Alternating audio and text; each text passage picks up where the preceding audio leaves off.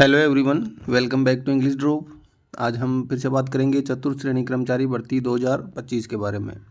इस वीडियो में हम बात करेंगे इंग्लिश मॉडल पेपर के बारे में और आज का हमारा पेपर है वो होने जा रहा है पेपर नंबर 60। मतलब 2 मंथ है वो हमें कंप्लीट हो चुके हैं। कंटिन्यू आपको डेली शाम 5:15 पे आपको पेपर मिला है।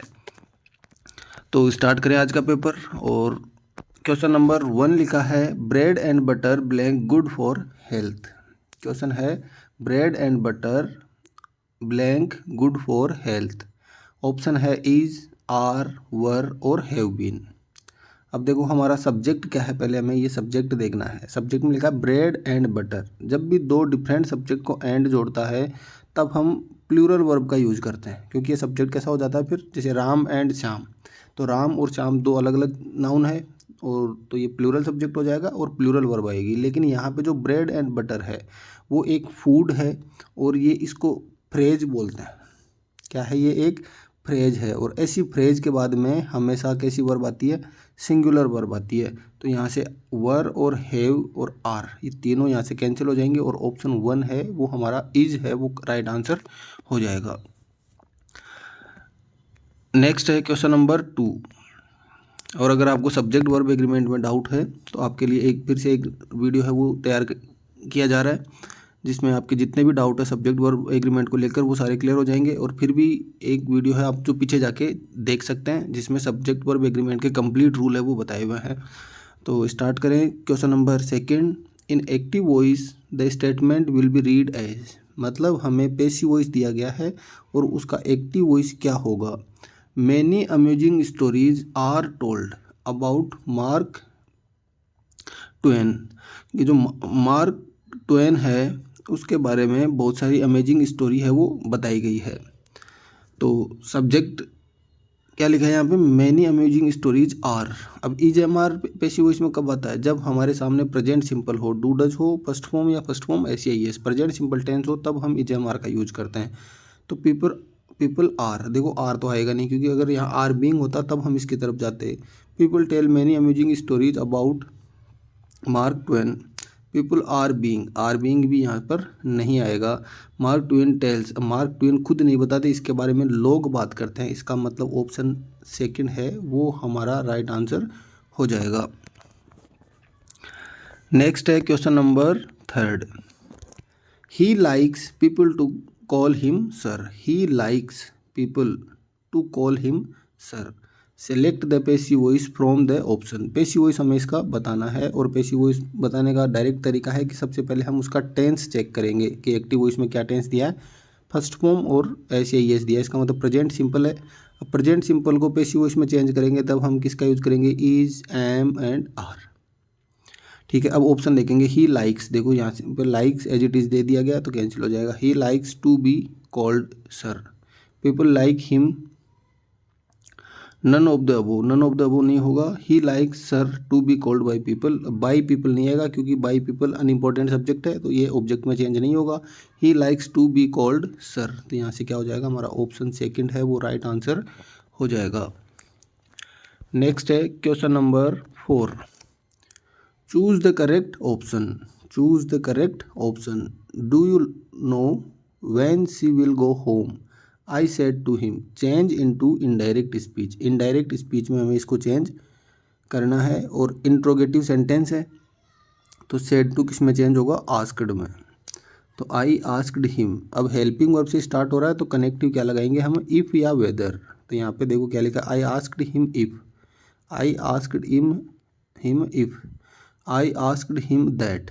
दैट नहीं आएगा और यहाँ पर भी इफ़ दे रखा है तो ऑप्शन 3 है वो कैंसिल हो चुका है। नेक्स्ट लिखा है यू। यू को चेंज करेंगे, यू सेकंड पर्सन है, ऑब्जेक्ट के अकॉर्डिंग चेंज करेंगे तो ये क्या बन जाएगा? ही। और डू डज है वो पास्ट सिंपल में जाएगा तो सेकंड फॉर्म में चेंज हो जाएगा। तो यहाँ पे ही के साथ नो फर्स्ट फॉर्म दे रखी है तो ऑप्शन 4 कैंसिल हो जाएगा।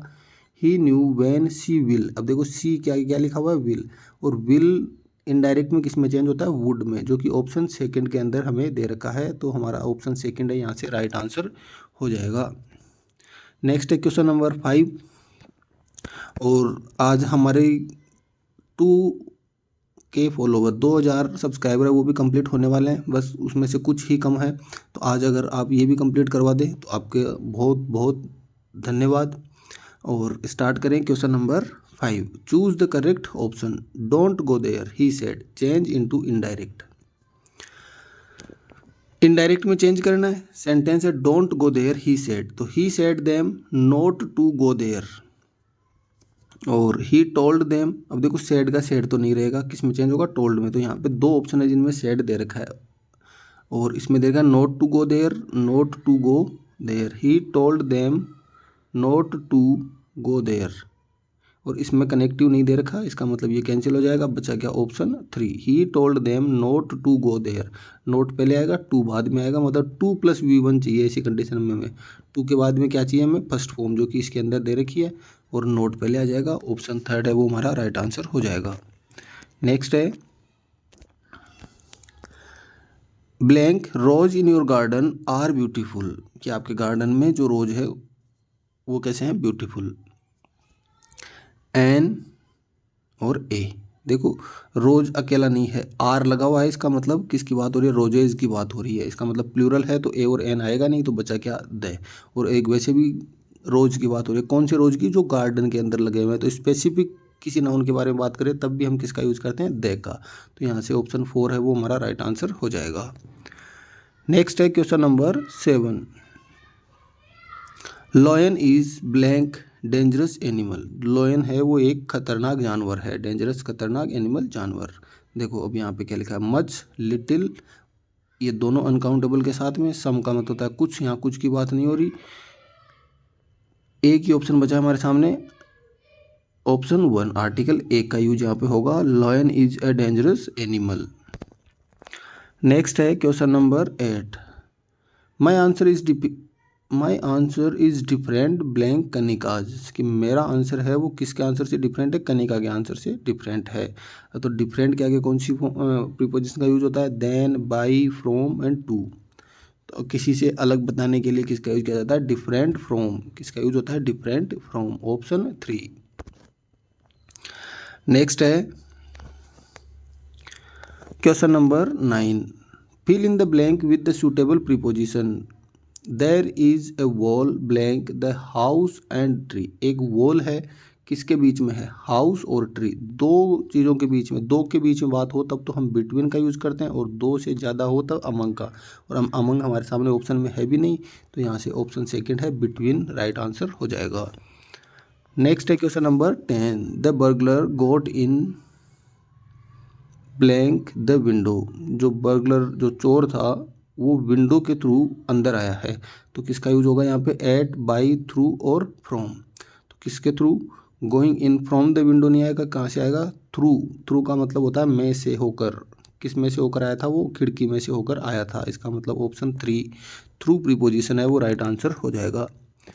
नेक्स्ट है question number 11। I dislike her, negative में चेंज करना है इसको। और ये सेकेंड ग्रेड टीचर एग्जाम 2018 के अंदर पूछा हुआ क्वेश्चन है। आई डिसलाइक हर, कि मैं उसे पसंद नहीं करता, ना पसंद करता हूँ। तो इसका मतलब I don't like her, I like her not, she doesn't like me. I के साथ डज नहीं आता, सी यहाँ पे उसका कोई लेना देना नहीं है, यहाँ पे आई मेरी बात हो रही है, इसका मतलब I don't like her. Option 1। Next है question number 12। Choose the correct word. Kindly do not blank any paper. Do not के बाद में हमेशा कौन सी फॉर्म आती है, फर्स्ट फॉर्म आती है। अब हमारे सामने ऑप्शन है जो कंफ्यूज करने वाले होते हैं, क्योंकि इनका प्रोनाउंसिएशन सबका क्या है, वेस्ट है। देखो वेस्ट, वेस्ट, वेस्ट और वेड, तो ऑप्शन ये तो कैंसिल हो गया। अब देखो क्या लिखा है, ये वेस्ट, ये दिशा, डायरेक्शन है। ये वेस्ट, ये वेस्ट, WAIST वेस्ट होता है कमर के लिए। और नेक्स्ट WAST व्यर्थ, इसका मतलब क्या है, व्यर्थ या बेकार, व्यर्थ या बेकार, कि भाई कृपया कोई भी पेपर को व्यर्थ ना करें, वेस्ट ना करें। तो WASTE ऑप्शन 3 है वो हमारा राइट आंसर हो जाएगा। नेक्स्ट है क्वेश्चन नंबर 13। मेरे स्टेशन पहुंचने से पहले गाड़ी जा चुकी थी। मतलब पहले काम कौन सा हुआ, गाड़ी के जाने का। इसका मतलब जो पहले काम हुआ वहाँ पे आएगा हेड थर्ड। तो train has left when I head, देखो यहाँ पे हैज, यहाँ पे हेड, ये नहीं आएगा। The train left already when I had reached the station. तो यहाँ पे देखो रीच द स्टेशन, स्टेशन में पहुँचने का काम पहले नहीं हुआ था, पहले ट्रेन गई थी। तो हेड थर्ड किसके साथ आएगा, ट्रेन के साथ। The train had left before I reached the station. और देखो बिफोर का मतलब पहले, तो पहले तो हेड थर्ड और बाद में सेकंड फॉर्म, वो वाला हमारा फॉर्मूला भी यहाँ पे काम करता है। तो यहाँ से ऑप्शन 3 है वो राइट आंसर हो जाएगा। फोर्थ में लिखा है द ट्रेन हैड बीन, अब हैड बीन का तो यहाँ पे कोई लेना देना नहीं होगा, बिफोर और बीच में फुल स्टॉप भी दिया हुआ है। नेक्स्ट है क्वेश्चन नंबर 14। ऑटोनोमस के लिए पारिभाषिक शब्द है, और ये 2-3 पेपर में ये वर्ड है वो रिपीट हो चुका है, क्वेश्चन रिपीट हो चुका है। ऑटोनोमस, ऑटोनोमस का मतलब क्या होता है? स्वयंभू, स्वायत्त, स्वयं संचालित या फिर खुद का। तो ऑटोनोमस किसको कहा जाता है? स्वायत्त जो संस्थाएं होती हैं उनको क्या कहा जाता है? ऑटोनोमस। नेक्स्ट है क्वेश्चन नंबर 15। ही और his friends blank broken the window pane. वही सब्जेक्ट वर्ब एग्रीमेंट से रिलेटेड क्वेश्चन है।